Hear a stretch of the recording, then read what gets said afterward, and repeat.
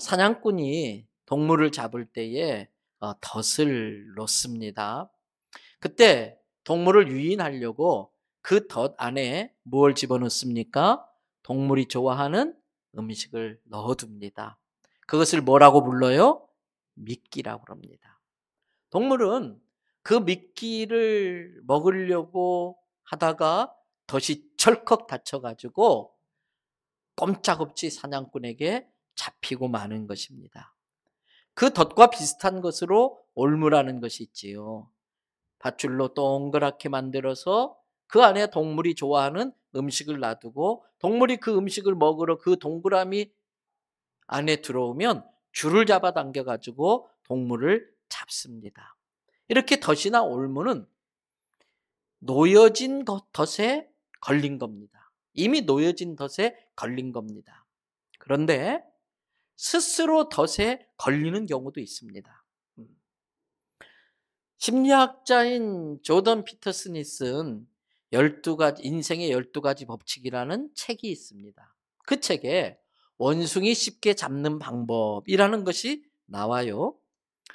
원숭이의 손이 겨우 들어갈 정도로 입구가 아주 작은 무거운 돌 항아리 안에다가 원숭이가 좋아하는 견과류나 바나나 같은 걸 넣어둡니다. 원숭이가 그 항아리 안에 손을 집어넣는 순간, 손을 집어넣고 음식을 잡는 순간 그 원숭이는 잡힌 거나 마찬가지랍니다. 원숭이는 자기가 잡은 음식을 절대 놓지를 않아서 그 손이 구멍에서 빠져나올 수가 없어 결국은 꼼짝없이 잡히고 만다는 겁니다.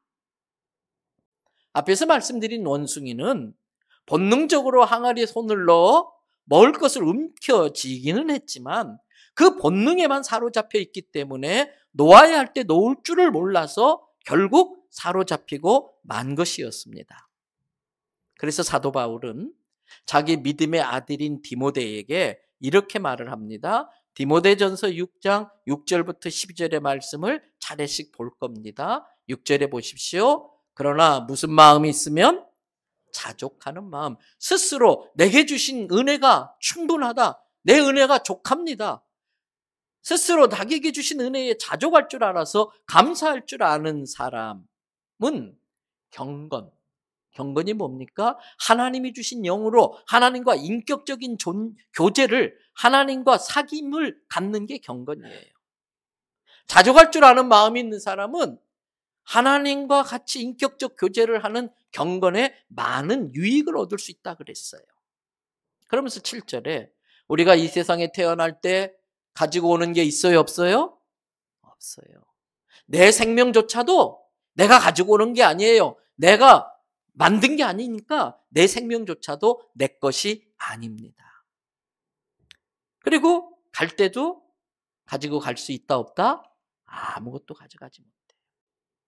8절에 그러므로 오늘 내가 먹을 것과 입을 것이 있다면 어떻게 할 줄 알아야 된다?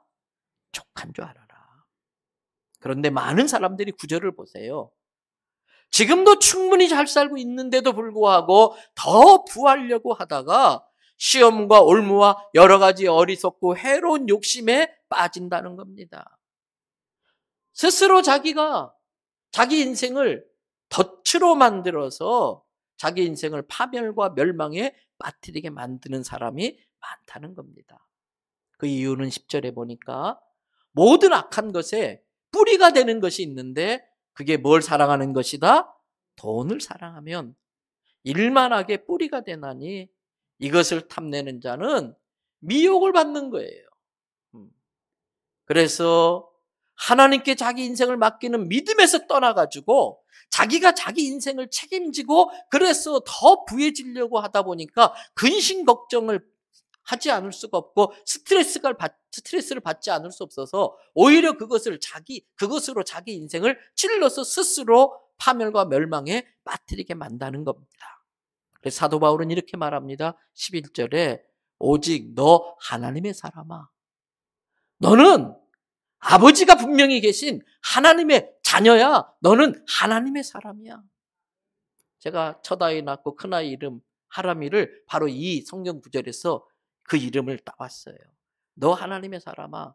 그러므로 앞에서 말한 이러한 욕심, 부하려고 하는 자족할 줄 모르는 그러한 마음을 피하고 의와 경건과 믿음과 사랑과 인내와 온유를 따라가라. 이건 짐승들과 상관없는 단어들이에요.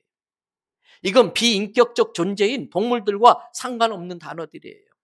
의와 경건과 믿음과 사랑과 인내와 온유를 따르며, 그리고 우리는 육신을 입고 사는 동안에는 본능조차도 때로는 우리의 적이 돼서 우리를 파멸과 멸망으로 빠뜨릴 수 있기 때문에 치열한 싸움을 살 수밖에 없는데, 많은 경우 쓸데없는 싸움, 악한 싸움에 인생을 허비하고 도둑질하는 경우가 있는데, 너희는 그런 싸움에 말려들지 말고 어떤 싸움 싸워라? 선한 싸움 싸워라.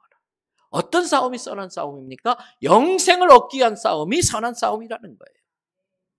이것을 위하여 너가 하나님께 택함받아 부르심을 받았고, 내가 많은 사람들 앞에서 내 삶으로 이걸 증언했다. 사도 바울은 말하고 있는 겁니다.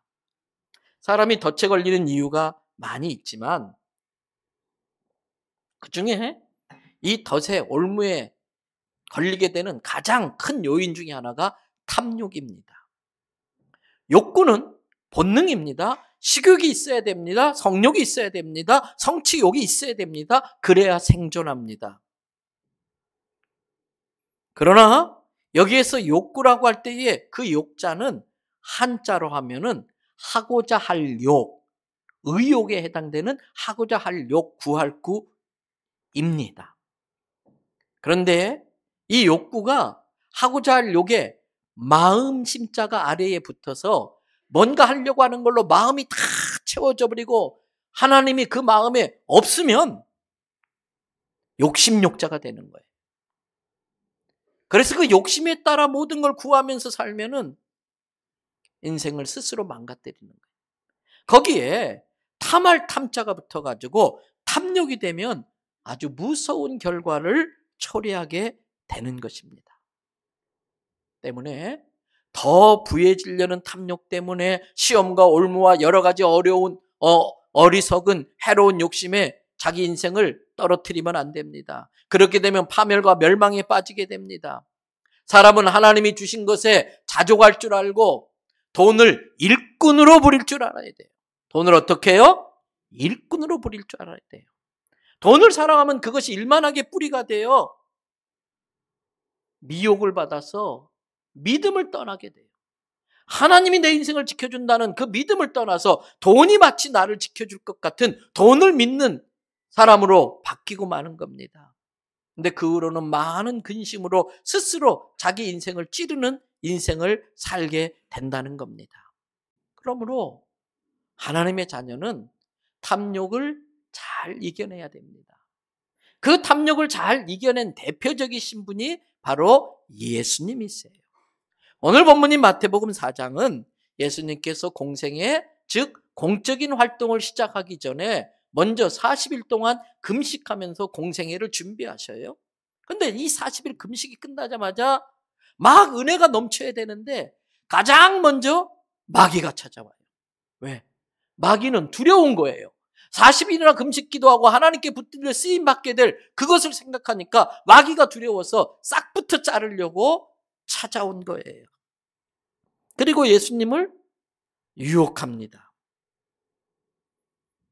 그 중에 하나가, 세 가지 유혹 중에 하나가 마태복음 4장 오늘 본문인 8절부터 9절에 나와요. 마귀가 예수님을 데리고 높은 데 올라갑니다. 그리고 천하만국과 이 세상의 모든 부귀영화를 다 보여줘요. 모두가 부러워할 만한 것. 그리고 9절 다 같이 한번 읽어봅니다.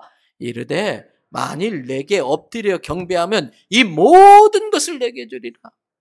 이 모든 것. 이 모든 것에 우리가 탐욕이 생기면 마귀의 유혹에 넘어갈 수 있습니다. 여기서 우리는 영적인 지혜를 가져야 됩니다. 이 모든 것 뒤에는 마귀의 유혹이 같이 따라다닌다는 걸 잊어서는 안 됩니다. 마귀의 유혹이 들어오는 방법도 다양합니다. 나로 하여금 좌절하고 절망하게 만드는 환경을 이용해서 나를 유혹하기도 합니다. 내가 믿었던 사람의 배신을 통해서 나를 쓰러뜨리기도 합니다. 또 내 스스로 내 안에 있는 탐욕을 다스리지 못해서 스스로 그 본능에 사로잡혀 자기 인생을 파멸과 멸망으로 몰아넣게 하기도 합니다. 유혹의 종류도 다양합니다. 물질로 유혹하기도 하고, 성적으로 유혹하기도 하고, 명예로 유혹하기도 하고, 육체의 더 편안함을 통해서 우리를 유혹하게 하고, 다양한 방법으로 우리를 유혹합니다. 그러나 모든 유혹 뒤에는 마귀의 계략이 있는 것입니다. 마귀는 늘 우리를 예의주시하고 있어요. 그래서 베드로 사도는 베드로전서 5장 8절, 우리가 다 외운 말씀입니다. 근신하라부터 암송합니다. 근신하라, 깨어라, 너희 대적 마귀가 우는 사자같이 두루다니며 삼킬 자를 찾나니. 여기서 삼킬 자, 삼킬 만한 자. 그래서 마귀가 아무나 공격하는 게 아니에요. 동물의 왕국 같은 다큐멘터리 보면 물소떼가 지나가는데 사자가 함부로 대들었다간 뿔에 받쳐 사자도 죽어요. 때문에 이러한 경험을 했던 사자는 그냥 달라들지 않고 어흥 하면서 냅다 한번 이 물소떼 곁을 달리면은 물소떼들이 놀래서 다 터져버려요. 그러다가 쫙 모이는데 그때 노약한 물소, 병든 물소, 어린 물소는 쳐져요. 마귀는 그걸 공격하는 거예요. 간을 먼저 보는 거예요. 그래서 간을 딱 보는데 우리 모든 성도의 삶이 예수님의 보혈로 덮여 있다면 사단은 예수님의 피를 제일 두려워하기 때문에 한 길로 왔다 7길로 달아나는 줄 믿습니다. 때문에 마귀는 일단은 모두에게 간을 봅니다. 이 마귀의 유혹에 벗어나 있는 사람은 아무도 없습니다. 나는 괜찮다 그렇게 말할 수 없습니다. 목사도 장로님도 권사님도 그 누구도 예외는 없습니다. 그러면 우리는 늘 나도 마귀 유혹의 대상이 될 수 있다는 걸 알고 조심해야 됩니다. 그런데 이 탐욕이 마귀가 우리를 타고 들어오는 아주 좋은 통로가 되고 있어요. 오늘 본문에서 유혹의 대상이 누굽니까? 예수님이에요. 마귀가 예수님을 유혹할 정도라면 우리들은 말할 것도 없는 거 아닙니까? 그러므로 우리는 얼마든지 유혹의 대상이 될 수 있다는 걸 알고 조심하는 게 지혜입니다. 그래서 마귀의 유혹에 넘어가 봤던 경험이 있었던 사도 바울은 고린도전서 10장 12절에서 우리에게 이렇게 경고하고 있습니다. 다 같이 외우는 구절입니다. 그런즉 선줄로 생각하는 자는 넘어질까 조심하라. 이제 됐어, 내가 섰어, 이만하면 돼. 이게 교만입니다. 겸손한 자는 조심합니다. 그런데 우리가 조심하기만 하면 마귀의 유혹을 당하지 않고 이겨낼 수 있다고 성경은 이야기하고 있어요. 바로 이어서 따라 나오는 선줄로 생각하는 자들아 넘어질까 조심해라 해놓고 바로 이어서 뭐라고 그러냐면 고린도전서 10장 13절, 이것도 다 외우는 구절이에요. 다 같이 사람이 감당할 시험 밖에는 너희에게 당한 것이 없나니 하나님은 시험 당하는 미쁘사 너희가 감당하지 못하는 시험 당함을 허락하지 아니하시고 시험 당할 즈음에 또한 피할 길을 내사 너희로 능히 감당하게 하시느니라. 여러분, 마귀는 호시탐탐 우리를 노리고 있다가 언제 가장 잘 유혹에 넘어갈 수 있을지 절묘한 타이밍에 우리를 찾아오는데 마귀는 내가 가장 약해져 있을 때 가장 가까운 사람을 통해 나의 취약점을 파고 들어와서 우리를 유혹합니다. 오늘 본문 3절을 보세요. 이 마귀 시험하는 자가 예수님께 나왔는데 가장 먼저 준 유혹의 내용이 뭐였어요? 돌로 뭘 만들어라? 떡덩이. 왜? 여러분, 예수님도 하나님이시지만 우리 인간의 모든 고통을 고스란히 경험했었어야 되기 때문에 배고픔의 서러움이 얼마나 고통스러운 건지 그걸 느끼시려고, 그래야 우리를 도울 수 있기 때문에 예수님도 인간의 그러한 배고픔의 고통을 다 느끼십니다. 40일 동안 금식했는데 얼마나 배고프겠어요. 이것을 마귀는 기가 막히게 알아가지고 지금 이 타이밍에는 먹을 걸로 유혹해야 돼. 그래서 돌로 너 이거 만들 수 있잖아. 얼마든지 가능하잖아. 돌로 한번 떡이 되게 해봐. 이렇게 유혹한 겁니다. 그런데 인류의 시조인 아담은 먹는 시험, 선악과 먹는 시험에 실패해서 넘어졌지만 이 첫째 아담의 죄를 책임지시고 우리를 구원하려고 오신 둘째 아담이신 예수님은 신명기 8장 3절에 나오는 유명한 말씀. 사람이 뭐로만 살 것이 아니다. 떡으로만 살 것이 아니고 사람은 하나님의 입으로부터 나오는 무엇으로 산다? 말씀으로 산다. 이 마귀를 그렇게 물리친 겁니다. 여러분, 오늘날 이 말씀은 많은 물질의 유혹을 받으며 살 수밖에 없는 우리들에게 대단히 중요한 경고의 말씀이에요. 사람이 떡으로만 살 것이 아니다. 떡이 필요 없다는 거 아닙니다. 육신을 입고 사는 우리는 떡이 필요합니다. 그러나 우리는 육신으로만 지어진 존재가 아니고 하나님의 영이 우리 안에 있는 영적인 존재이기 때문에 육신의 양식만으로는 진정한 인간다운 삶을 살 수 없다. 하나님의 말씀이 우리 안에 들어와야 인격적 존재로 지음받은 인간이 하나님과 교제하며 인격적 존재, 인간다운 삶을 살 수 있다라는 거예요. 40년 동안 광야에서 방황하던 이스라엘 백성이 가나안 땅에 들어가기까지 하나님이 책임져 주십니다. 그중에 매일같이 만나를 내리세요. 그런데 뭐라고 말씀하세요? 7일 동안에 6일 동안 먹을 거 거두러 가라. 근데 욕심 부리지 말아라. 하루치만 거둬라. 어떤 사람이 욕심 부리고 이틀치 걷어왔어요. 그 다음날 아이고 피곤하니까 오늘은 나가지 말고 어제 거둔 거 먹어야지. 다 썩어버렸어요. 꼬박꼬박 그날 나가야 돼요. 여러분, 기독교는 노동을 신성하게 여겨요. 불안당이 되면 안 돼요. 땀 흘리지 않고 날로 먹으려고 하면 안 돼요. 그런데 6일째 되는 날은 하나님이 6일째는 이틀치 걷어도 돼. 왜? 내일은 나를 예배하는 날이니까 너희가 딴짓하면 안 돼. 먹을 거 구한다고 들로 나가면 안 돼. 내가 책임져 줄게. 6일째 거둔 그 다음날의 양식은 안 썩어요. 그대로 있어요. 이건 뭡니까? 하나님께서 내 인생을 책임져 주시겠다고 하는 그러한 약속인 것입니다. 그러므로 이 믿음이 없어서 물질의 유혹을 받아서 내일 내가 먹을 걸 책임지겠다. 나가봤자 헛수고예요. 주일날 일해봤자 그건 다 남 좋은 일만 시키는 거예요. 자기한테 돌아오는 게 없어요. 나를 지켜주신다는 하나님에 대한 믿음이 없으면 내일 일로 염려하게 됩니다. 오늘 내일 먹을 것까지 내가 확보하겠다고 하는 그 생각 때문에 마귀의 유혹에 넘어가게 됩니다. 내일 먹을 것도 내가 확보하겠다는데 그게 잘 확보되지 않으니까 스트레스 받는 거예요. 근심, 걱정, 염려에 빠져서 자기 인생을 스스로 파멸과 멸망에 빠뜨리는 겁니다. 그래서 성경은 분명하게 우리가 말합니다. 마태복음 6장 34절에 다 같이 함께 읽겠습니다. 그러므로 내일 일을 위하여 염려하지 말라. 내일 일은 내일이 염려할 것이요 한날의 괴로움은 그날로 족하니라. 그러면서 예수님께서 내일 거 염려하지 말라 하면서 우리가 이해하기 쉽도록 비유를 들어주세요. 바로 앞에 나오는 마태복음 6장 25절부터 33절을 보세요. 25절에 보니까 목숨을 위하여 목숨 부지하려고 뭘 먹을까 마실까 입을까 염려하지 마라. 너희 목숨이 음식보다 의복보다 더 중요한 거 하나님 잘 안다. 그러면서 26절 공중에 새 봐라. 농사 짓지 않고 또 창고에 저축하지 않아도 누가 기르신다? 하늘 아버지께서 기르시는데 그 새들보다 너희는 훨씬 더 하나님이 귀하게 여긴다는 거예요.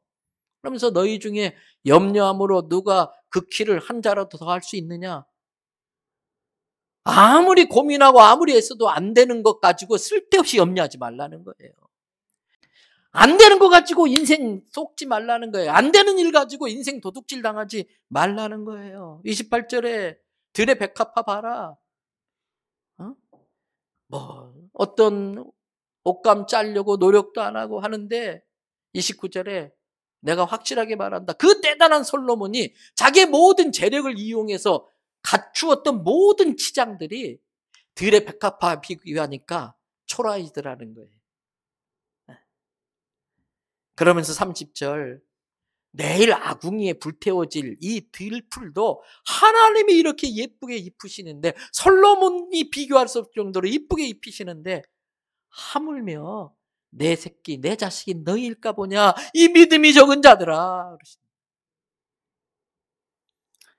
그러므로 근심 걱정 염려해서 뭘 입을까 먹을까 마실까 하지 마라. 30절 이것들은 다 누가 하는 거다? 이방인들. 하나님의 자녀가 아닌 부모 없는 고아들인 이방인들, 믿음 없는 자들이나 그런 거 구하는 것이지, 너희의 하늘에 계신 아버지는 이 모든 게 육신을 입고 사니까 너희에게도 이런 것이 있어야 된다는 거 알아. 그래서 하나님이 다 책임져 줄 거니까 33절 다 같이 있습니다. 그런즉 너희는 먼저 그의 나라와 그의 의를 구하라. 그리하면 이 모든 것을 너희에게 더하시리라. 할렐루야. 믿어지면 아멘. 아멘. 이 믿음이 없으면 우리도 마귀의 유혹에 넘어갈 수밖에 없습니다. 열심히 일하지 말라는 거 아닙니다. 저축하지 말라는 거 아닙니다. 하나님이 책임져 주실 거니까 공부하지 않아도 된다는 거 아닙니다. 전략도 하고 저축도 하고 학생은 열심히 공부해야 됩니다. 그러나 그럼에도 불구하고 나의 내일, 내 자식의 내일은 내가 책임질 수 있는 게 아니라 하나님만이 책임져 줄 수 있다는 믿음으로 살라는 거예요. 마귀는 우리의 이 믿음을 희미하게 만들려고, 이 믿음이 흩어지게 만들려고 트릭을 씁니다. 어떤 트릭을 쓰는지 보세요. 오늘 마태복음 4장 3절과 6절을 보면요, 내가 그 다음 뭐라고 되어 있어요? 만일 하나님의 아들이거든. 6절도 똑같아요. 그런데 여러분, 이 만일이 함정이에요. 만일이 어디 있습니까? 저와 여러분들은 하나님의 자녀인 줄 믿습니다. 예언은 그절 요한복음 1장 12절 말씀 나같이 영접하는 자, 곧 그 이름을 믿는 자들에겐 하나님의 자녀가 되는 권세를 이미 주셨다는 거예요. 네가 하나님 자녀일 수도 있고 아닐 수도 있는데, 네가 하나님 자녀 아니면 어떡하냐? 하나님이 너 책임 못 져주면 어떡하냐? 만일 네가 하나님의 자녀이거든, 이 말씀 속엔 하나님이 네 인생을 책임져 줄지도 주지 못할 수도 있어 라고 우리를 유혹하고 있는 거예요. 트릭을 쓰는 거예요. 거기에 속아서는 안 됩니다. 우리는 내가 하나님의 자녀라는 확신을 가지고 마귀의 호통을 쳐야 돼요. 이 마귀 새끼야, 나를 가지고 장난치지 마라. 내가 돌로 떡을 만들지 않아도 내 아버지 하나님께서 날마다 만나로 일용할 양식을 책임져 주시는 줄 나는 믿는다. 근데 마귀, 너는 왜 자꾸 나로 하여금 하나님을 향한 약속과 사랑을 의심하게 만들려고 유혹하느냐? 예수의 이름으로 명하노니, 예수의 이름으로 명령하노니 더럽고 악한 사단은 내게서 떠나가. 나를 병들게 만들고 스트레스 받고 근심 걱정 염려해서 내 몸을 상하게 만드는 악하고 더러운 귀신은 떠나갈지어다. 부정적인 생각으로 마음으로부터 지고 들어가게 만들고 마음으로부터 가난하게 만드는 마귀의 모든 생각은 내게서 떠나갈지어다. 선포하라는 거예요. 그럴 때 어떤 일이 벌어집니까? 오늘 10절과 11절을 보세요. 예수께서 말씀하시되 사탄아 물러가라. 기록되었을 때, 즉 하나님이 약속하시기를 주 너의 하나님께 경배하고 다만 하나님만 섬기라 하였느니라. 그랬더니 마귀가 암만 간을 보고 암만 유혹해도 씨알도 안 먹히니까 쓸데없이 시간 낭비하자마자 삼킬 만한 자를 찾아서 딴 데로 가는 거예요. 그 삼킬 만한 자의 대상이 내가 되면 안 돼요. 간을 봤는데 씨알도 안 먹히고 마귀가 내게 덮여진 예수의 보혈로 한 길로 왔다 7길로 달아나게 만드시기를 바랍니다. 그러고 났더니 마귀가 떠나니까 누가 와서 수종 들어요? 천사가. 우리의 인생이 마귀의 유혹을 물리치면 하나님께서 너 참 기특하다, 천사를 보내서 수종 들게 만드는 걸 믿으시기 바랍니다.